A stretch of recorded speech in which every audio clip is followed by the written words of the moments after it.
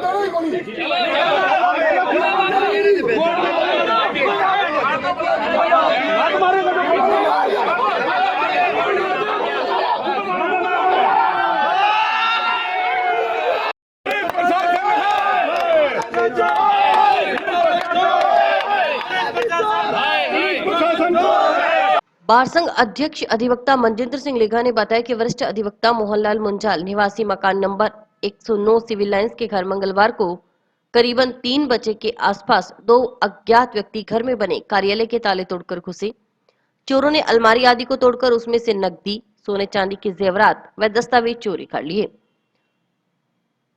दोनों चोर की यह वारदात घर में लगे सीसीटीवी कैमरे की फुटेज में कैद हो गई। इस घटना की सूचना तत्काल जंक्शन पुलिस थाना में देकर मुकदमा दर्ज करवाया गया, लेकिन अभी तक घटना कारित करने वाले व्यक्तियों की तलाश और धरपकड़ के लिए कोई ठोस कदम पुलिस की ओर से नहीं उठाए गए। लेघा ने कहा कि जंक्शन व टाउन के शहरी क्षेत्र में दिन दहाड़े और रात्रि में चोरी होने की वारदातें लगातार और अप्रत्याशित रूप से बढ़ रही हैं।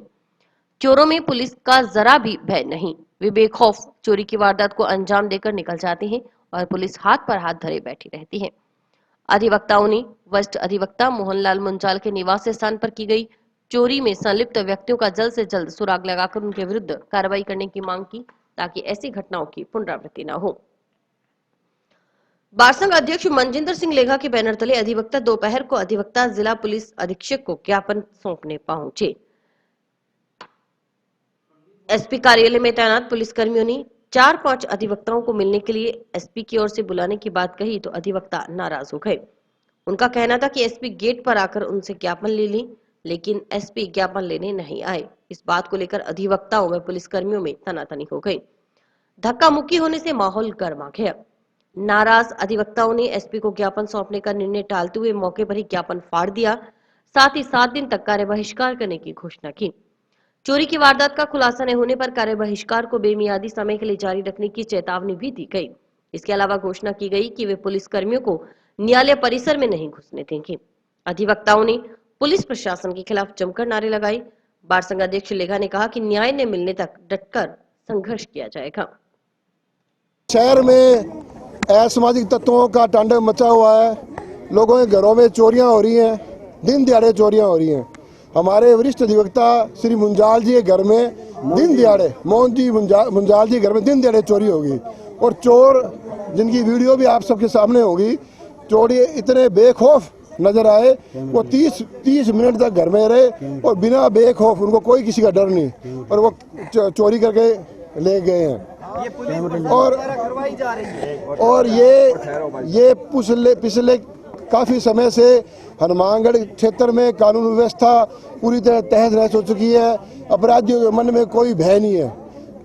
हम जो चोरी घटना हो रही है शहर में और मुंजाल जी के घर में जो भी चोरी हुई उसकी पुरजोर निंदा करते हैं।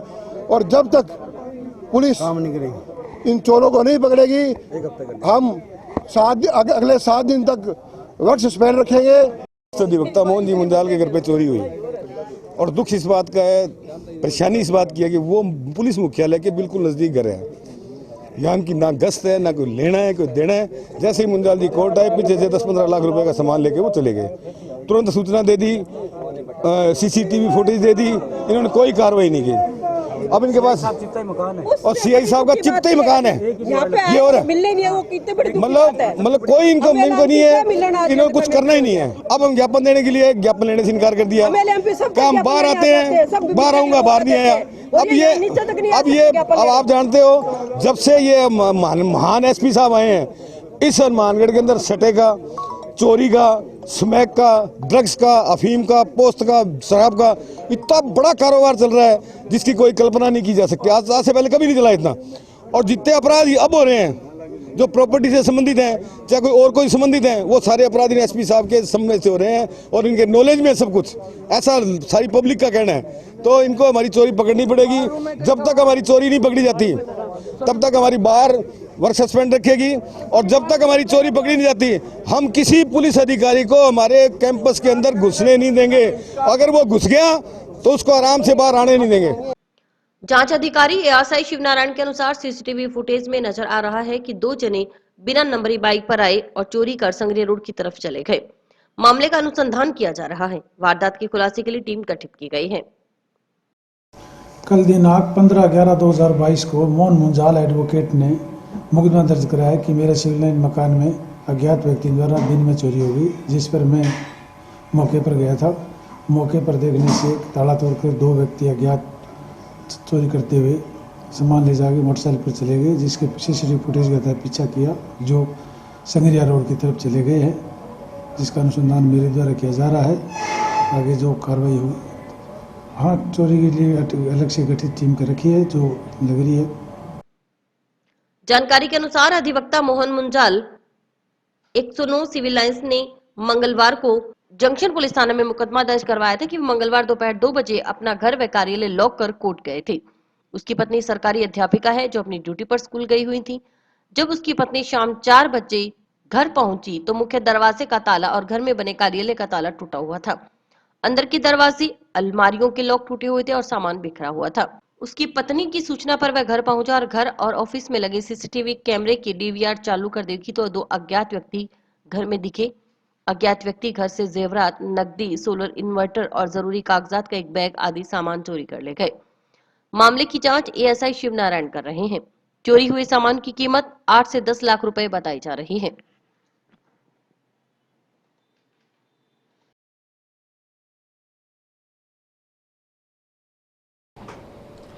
जिला प्रभारी सचिव विकास सीताराम भाले का निरीक्षण कार्यक्रम बुधवार को लगातार दूसरे दिन भी जारी रहा। उन्होंने जिला कलेक्टर रुक्मणी रियार के साथ सबसे पहले जंक्शन में महिला पुलिस थाना के पीछे स्थित श्रम विभाग कार्यालय, उसके बाद कृषि विभाग कार्यालय का निरीक्षण किया। तत्पश्चात कैनाल कॉलोनी स्थित महात्मा गांधी राजकीय विद्यालय का निरीक्षण कर व्यवस्थाएं जांची। जिला प्रभारी सचिव ने स्वयं 4 कक्षाओं में जाकर निरीक्षण किया, बच्चों से अंग्रेजी में बात कर शिक्षण पद्धति का अध्ययन किया। इसके बाद स्कूल प्रबंधन व शिक्षा विभाग के अधिकारियों के साथ स्कूल संचालन में आ रही कठिनाइयों को लेकर चर्चा भी की। निरीक्षण के दौरान जिला शिक्षा अधिकारी माध्यमिक हंसराज चाचीवाला, बाल श्रम कल्याण अधिकारी अमरचंद लहरी, तहसीलदार हरदीप सिंह, प्रिंसिपल गुरमीत सिंह, विद्यालय प्रबंध समिति सदस्य अश्वनी पारीक, नवीन मिड्ढा आदि मौजूद रहे। मीडिया कर्मियों से बातचीत करते हुए जिला प्रभारी सचिव विकास सीताराम भाले ने कहा कि महात्मा गांधी अंग्रेजी माध्यम विद्यालय काफी अच्छा चल रहा है। उन्होंने बच्चों से बात कर यह जाना कि अध्यापक अंग्रेजी का उपयोग कर रहे हैं या नहीं, बच्चे भी अंग्रेजी में जवाब दे पा रहे हैं या नहीं। निरीक्षण में पता चला कि इस तरह कार्य हो रहा है। जिला प्रभारी सचिव ने कमियों पर कहा कि टीचर्स को प्रशिक्षित करने की आवश्यकता है। इस बारे में राज्य सरकार को सुझाव दिया जाएगा कि महात्मा गांधी अंग्रेजी माध्यम विद्यालय में नियुक्त अध्यापकों को प्रशिक्षित किया जाए, क्योंकि जितने प्रशिक्षित अध्यापक होंगे उतना ही बेहतर परिणाम मिलेगा। उन्होंने कहा कि इन विद्यालयों में सामाजिक विज्ञान के अध्यापकों की कमी है। इस कमी को पूरा करने के लिए वर्तमान में उपलब्ध अध्यापकों को प्रशिक्षित करना होगा। इसके अलावा अन्य कोई चारा नहीं। महात्मा देखिए, ये जो महात्मा गांधी जो इंग्लिश मीडियम स्कूल है तो काफ़ी अच्छा चल रहा है। मैंने 4 क्लासेस में खुद जाके निरीक्षण किया और जो टीचिंग मेथोडोलॉजी है उसका अध्ययन कर रहा था। बहुत अच्छा था। मैं ये जानना चाहता था कि बेसिकली टीचर्स क्या इंग्लिश का उपयोग कर रहे हैं या नहीं कर रहे हैं, और बच्चे जो रिस्पॉन्ड कर रहे हैं वो भी इंग्लिश का रिस्पॉन्ड कर रहे हैं या नहीं कर रहे हैं। दोनों चीज़ें वहाँ पे डेफिनेटली हो रही हैं। यहाँ पे कमियाँ इतनी है कि हमें टीचर्स की जो ट्रेनिंग है वो हम नहीं कर पा रहे। तो मैं राज्य सरकार को ये कहूँगा कि टीचर्स ट्रेनिंग जो है इस महात्मा गांधी विद्यालय है इसका इंटीग्रल पार्ट होना चाहिए। जितने ट्रेन टीचर्स हमारे पास आते जाएंगे उतना हमारा जो आउटपुट है इस महात्मा गांधी विद्यालय का वो बढ़ते रहेगा। इसलिए मैंने वो कहा था ना, हमें जैसे हमें पता है कि सोशल साइंस के टीचर्स नहीं हैं। अब डेफिनेटली डिस्ट्रिक्ट लेवल का ये जो स्कूल है इसमें तो मिल भी गया हमें, तो डेफिनेटली सोशल साइंस के टीचर्स की हमें वास्तव में कमी है। और ये कमी कैसे पूरी करेंगे? जो एग्जिस्टिंग हमारा जो टीचर का जो मैन पावर है उसी को ट्रेन करके अपने को देना पड़ेगा ना, और कोई चारा नहीं है। गांधी अंग्रेजी माध्यम विद्यालय में सीटें कम होने के सवाल के जवाब में जिला प्रभारी सचिव ने कहा कि अध्यापकों की संख्या के मुताबिक बच्चों की संख्या को व्यवस्थित करना जरूरी है। इस समस्या का एकमात्र समाधान तो यही है कि विद्यालय खोले जाए। भाले ने कहा कि स्कूल प्रबंधन के साथ हुई बैठक में ट्रेनिंग का मुद्दा उठा है। भाले ने कहा कि सरकार के पास डाइट व SIET RT ट्रेनिंग इंस्टीट्यूट है।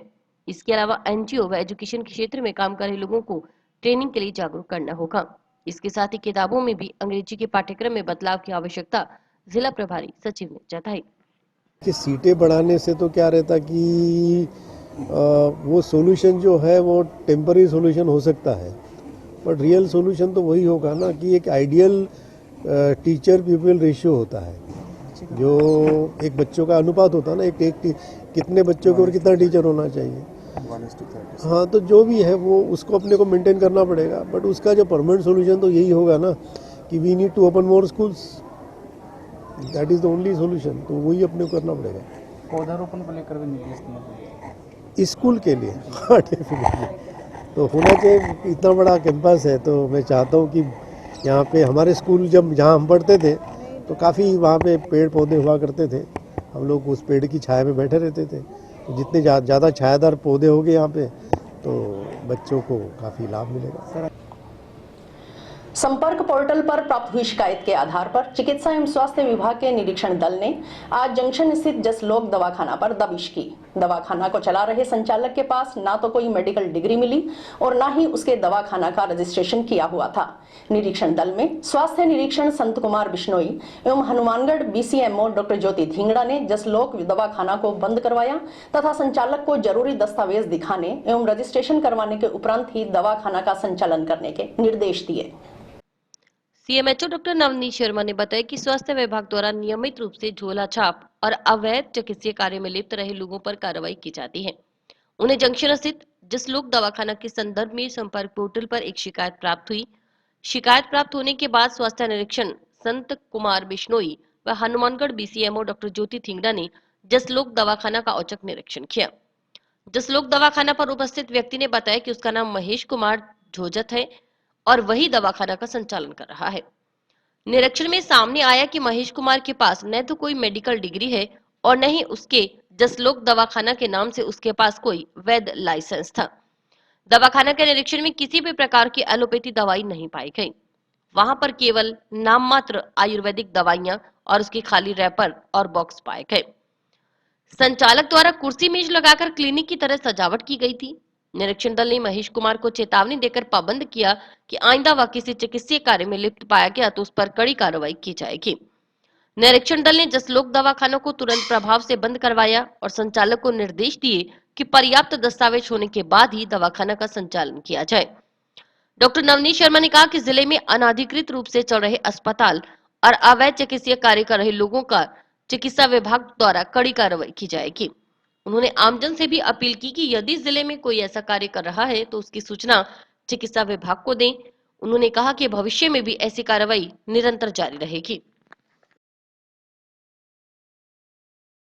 जी, हमें पोर्टल पे शिकायत प्राप्त हुई थी कि कोई आरएमपी चिकित्सक बिना किसी डिग्री के प्रैक्टिस कर रहा है। तो उसमें हमारे ब्लॉक सीएमएचओ डॉक्टर ज्योति धिंगड़ा जी और हमारे स्टाफ से संत कुमार जी की टीम जाके चेक करके आई थी। तो उसके कागज़ संतुष्ट करने वाले नहीं थे, तो हम एक बार उसको पाबंद करके और बंद करवा कर आए उसकी क्लिनिक को। और फिर हमने फ़ोन पे ही बात की थी, हमें शिकायत प्राप्त हुई कि उसने वापस से खोला है, तो हमने उसको पाबंद किया था कि ये बंद कर दे, अन्यथा FIR दर्ज और की जाएगी। तो उसने हमें आश्वस्त किया कि वो लिखित में देगा कि वो परमानेंट इस काम को बंद कर रहा है, कोई दूसरा ऑफिस वहाँ पर संचालित करेगा। बाकी इसका सुपरविजन हम रखेंगे कि भविष्य में इस तरीके का दोबारा ये क्लिनिक संचालित ना हो। चिकित्सा एवं स्वास्थ्य विभाग का खाद्य सुरक्षा दल अब छोटे व्यवसायियों की जगह बड़े व्यवसायियों व बड़ी निर्माता कंपनियों पर सैंपलिंग की कार्रवाई करेगा। इस संबंध में चिकित्सा एवं स्वास्थ्य विभाग राजस्थान जयपुर के फूड सेफ्टी ड्रग एवं कंट्रोल कमिश्नर पुखराज सेन ने बुधवार को सीएमएचओ एवं SFO की VC लेकर उन्हें निर्देश दिए। सीएमएचओ डॉक्टर नवनीत शर्मा ने बताया कि मुख्यमंत्री की फ्लैगशिप योजना शुद्ध के लिए युद्ध अभियान के तहत बुधवार को कमिश्नर पुखराज सेन ने प्रदेश के सभी जिलों के CMHO व FSL की VC ली। आयुक्त की ओर से अलग अलग तरीके से निर्देशित किया गया है। VC में आयुक्त के समक्ष हनुमानगढ़ में स्वीकृत हुई फूड लैब का तकमीना भिजवाने की बात रखी गई। CMHO डॉक्टर शर्मा ने बताया कि शुद्ध के लिए युद्ध अभियान के तहत खाद्य सामग्री के कुल 332 सैंपल लिए गए हैं। इनमें से 323 का परिणाम प्राप्त हो चुका है। इनमें 98 सैंपल की रिपोर्ट अमानक प्राप्त हुई है। जिले में पिछले माह नए खाद्य सुरक्षा अधिकारी की नियुक्ति हुई थी। दीपावली पर FSO की ओर से कई संस्थानों का निरीक्षण कर नमूने भरे गए। FSO की ओर से अक्टूबर माह में भी 48 सैंपल लिए गए। होली के समय भी सैंपलिंग के बराबर दीपावली के आसपास एक माह में सैंपल लिए गए, लेकिन नए FSO का भी पिछले दिनों अन्यत्र स्थानांतरण हो गया। वर्तमान में हनुमानगढ़ में नियमित FSO नहीं है तो प्रशिक्षु FSO है। इनके गजट नोटिफिकेशन के लिए जयपुर से दिल्ली प्रस्ताव भेजा हुआ है। VC में आयुक्त ने जानकारी दी है कि करीब एक सप्ताह में एक ट्रेनी FSO को नोटिफिकेशन होने की उम्मीद है। इसके बाद हनुमानगढ़ जिले को 2 नियमित FSO उपलब्ध हो जाएंगे। इसके अलावा तीसरे ट्रेनी FSO के लिए ट्रेनिंग प्रस्तावित है। करीब एक माह बाद उनका नाम भी गजट नोटिफिकेशन के लिए भेजा जाएगा। उनका नोटिफिकेशन होने के बाद जिले में 3 FSO उपलब्ध हो जाएंगे। CMHO ने बताया कि तब तक जयपुर से एक खाद्य सुरक्षा अधिकारी की मांग की गई थी। आयुक्त ने आश्वस्त किया है कि अगले 3-4 दिन में नए FSO की व्यवस्था कर दी जाएगी। उन्होंने बताया कि VC में आयुक्त की ओर से निर्देशित किया गया कि छोटे व्यवसायी की बजाय बड़ी निर्माता कंपनियों और बड़े व्यवसायियों के संस्थानों की सैंपलिंग की कार्रवाई की जाए ताकि समाज में अच्छा संदेश जाए। CMHO ने बताया कि आयुक्त के निर्देशों की पालना में आगामी दिनों में बड़ी निर्माता कंपनियों और बड़े व्यवसायों को पाबंद करने का प्रयास विभाग की ओर से किया जाएगा। CMHO डॉक्टर शर्मा ने बताया कि सैंपल जांच के लिए लैब की व्यवस्था जिला मुख्यालय पर करने की बात भी आयुक्त के सामने रखी गई है। यह स्टेट से जुड़ा मामला है तो वहीं से लैब भवन आदि की स्वीकृति जारी होगी। जैसे ही भवन निर्मित होगा और स्टाफ की व्यवस्था होगी तो जल्द ही शायद सरकार भी इस तरफ कदम उठाए। जैसे कि माननीय मुख्यमंत्री जी की फ्लैगशिप योजना शुद्ध के लिए युद्ध अभियान के तहत आज स्टेट से हमारे कमिश्नर सर श्री पुखराज जी ने सभी CMHOs और FSOs के साथ VC ली थी और उसमें अलग अलग तरीके से निर्देशित किया गया। उसमें हमें काफ़ी सारी बातें बताई गई और हमने भी हमारे ज़िले की जो बातें थी, जिस तरीके से कि फूड लैब जो हमारे सैंक्शन होगी, हमने तकमीना ही भिजवा दिया है, तो उसकी भी बात हमने रखी। और अभी हनुमानगढ़ में जैसे कि 332 सैंपल लिए गए थे अभी तक, जिसमें से 323 का हमें परिणाम प्राप्त हो गया है और 98 उसमें अमानक प्राप्त हुए हैं। तो अमानक प्राप्त होके अब चूँकि FSO पिछले माह हमारे नए FSO नियुक्त हुए थे और उन्होंने दिवाली पर अच्छा काम किया।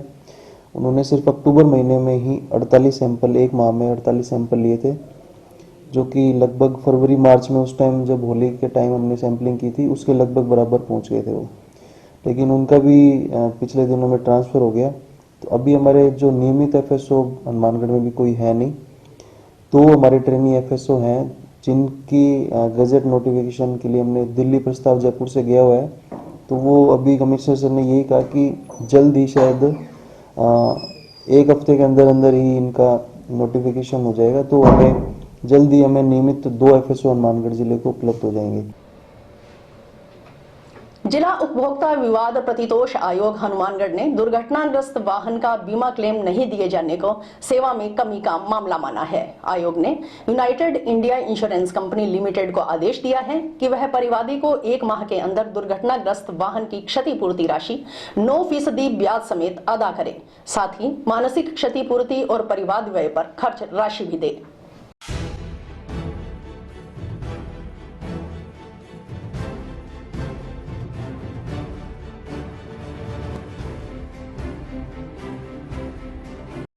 पंद्रह 10/2020 को राकेश कुमार जाति जाट निवासी पिलीबंगा की गाड़ी का एक्सीडेंट हुआ। उसने का नियंत्रण होकर गाड़ी टकरा गई और उसमें पूरी गाड़ी शॉर्ट सर्किट से जल गई, जिसका इंश्योरेंस यूनाइटेड इंश्योरेंस कंपनी से संपूर्ण बीमा था और बीमा कंपनी ने उनको क्लेम देने से इनका 5 लाख का सम इंश्योर्ड होने की वजह होते हुए भी फिर वो परिवादी अपना विवाद लेके आज जिला आयोग में उपस्थित हुआ। यूनाइटेड इंश्योरेंस से जवाब मांगा गया, वो अपने अप्लाई किया। राकेश कुमार ने साबित किया कि उसमें शॉर्ट सर्किट से आग लग गई है और आग होने से उसकी संपूर्ण गाड़ी का लॉस हो गया। यूनाइटेड इंश्योरेंस कंपनी वाले ये साबित नहीं कर सके कि ये जानबूझ के जलाई गई है या किसी कारण से हुआ था। तो इसको परिवाद को स्वीकार करते हुए राकेश कुमार को 4,78,000 रुपये का बीमा राशि को स्वीकृत करके उसको बीमा कंपनी को आदेश दिया गया है कि 4,78,000 रुपये में ब्याज परिवादी को भुगतान करे और नहीं करेगी तो 1 लाख रुपये जुर्माना और 3 वर्ष की सजा का प्रोविजन है। इसकी पालना में अगर नहीं करते सेक्शन 72 के अंदर वो परिवाद दायर कर सकता है। जिला आयोग कम से कम समय में कम से कम शुल्क पर परिवादी स्वयं या वकील के द्वारा उपस्थित होने पर भी उपभोक्ताओं को राहत देता है और राहत देने के लिए तत्पर है। और ऑनलाइन भी परिवाद स्वीकार किए जाते हैं, ऑफलाइन भी स्वीकार किए जाते हैं। जब भी परिवादी कोई अपनी व्यथा लेके आता है उपभोक्ता होते हुए, तो उसको सुनवाई करके उसको राहत देने का काम जिला आयोग हनुमानगढ़ द्वारा किया जा रहा है। कार की टक्कर लगने से घायल हुई किशोरी के परिजन मुकदमा दर्ज करवाने के लिए थाने के चक्कर लगाने को मजबूर है, लेकिन पुलिस मामला दर्ज नहीं कर रही है। बुधवार को परिजन हादसे में घायल बेटी के साथ जिला पुलिस अधीक्षक की चौखट पर पहुंचे और मुकदमा दर्ज करवा न्यायालय दिलाने की गुहार लगाई।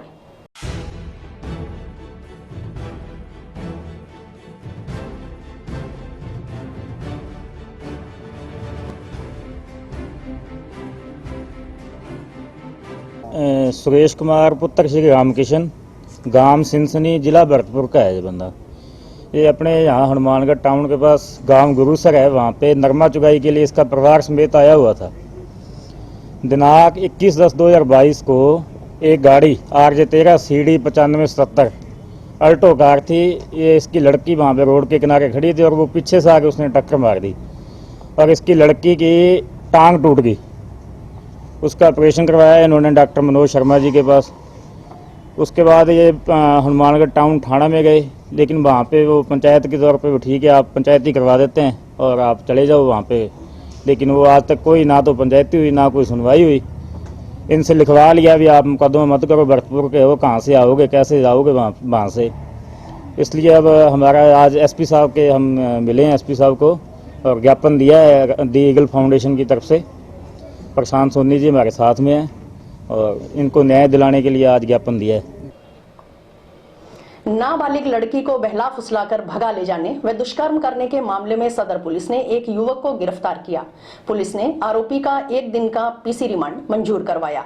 सदर थाना प्रभारी लखवीर सिंह गिल ने बताया कि नाबालिग लड़की को बहला फुसलाकर भगा ले जाने के आरोप में पुलिस थाना में मुकदमा दर्ज हुआ था।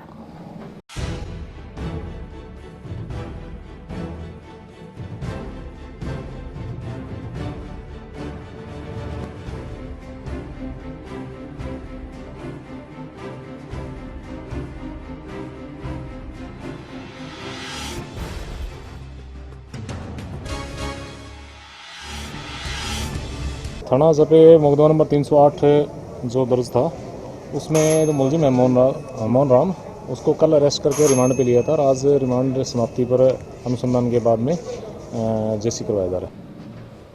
जिले के सभी आहरण वितरण अधिकारियों के 1 दिवसीय ऑनलाइन प्रशिक्षण कार्यक्रम का आयोजन बुधवार को किया गया। प्रशिक्षण कार्यक्रम का आयोजन राज्य बीमा एवं प्रावधायी विभाग की ओर से किया गया। विभाग के सहायक निदेशक ओम प्रकाश शोराण ने बताया कि कुछ दस्तावेज विभाग को उपलब्ध नहीं हो रहे थे। इस पर जिले के सभी आहरण वितरण अधिकारियों को कार्यशाला के माध्यम से ऑनलाइन प्रोसेस प्रक्रिया क्या है, ऑनलाइन आवेदन कैसे करने हैं, कौन कौन से दस्तावेज कैसे अपलोड करवाने हैं, इसके बारे में जानकारी दी गई।